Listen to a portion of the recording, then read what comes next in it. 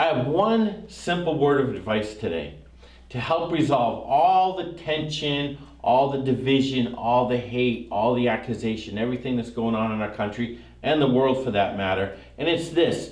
Paul's saying this: owe no man anything except to love one another. He's saying this is what you owe your country, your state, your town, your neighborhood. You owe them this, to love one another. Then he goes on to say that love does no wrong to his neighbor. Think about that.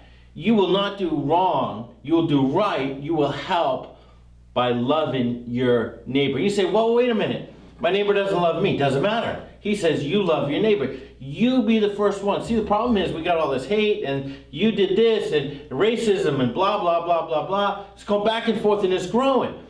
When are we going to stop it and say, you know what? I am going to show love. I remember we had a neighbor in Romania and we had the houses. They were right next to each other.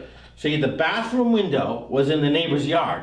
Now, I have a few kids, okay? And my kids can be noisy and sometimes in the bathroom making noise. And we had this older, elderly lady living next to us. She got really aggravated with my kids making noises. And she would yell at us all the time, shut the bathroom window. And sometimes, there were a few times she actually put dirt in our bathroom because she was all upset. Rather than getting all mad and rather going over calling the police and blah, blah, blah, we just showed love. We just showed patience. I became really good friends with my next door neighbor later on. God worked that out. Why? Because you show love. Love does no wrong to our neighbor. It is time to stop the hate.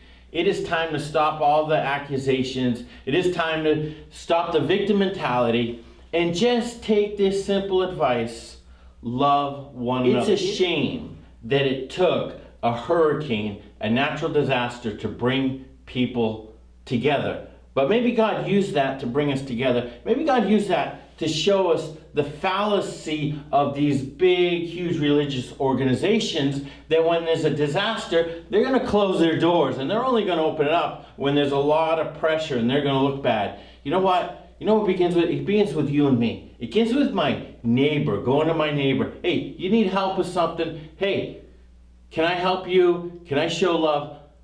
One verse in the Bible can change the whole atmosphere of this country. And it's this: it's our obligation. We have obligation, yeah, I know, pay taxes and to go to work and to do all these other things. But our obligation today, you know what it is? It is to love our neighbor. Jesus said this is the second greatest commandment. Love your neighbor as you love yourself. We know how to love ourselves pretty well, don't we? We know how to do it all for ourselves. Well, take that same energy, that same passion, and love your neighbor. One verse, one advice, it can make a world of difference.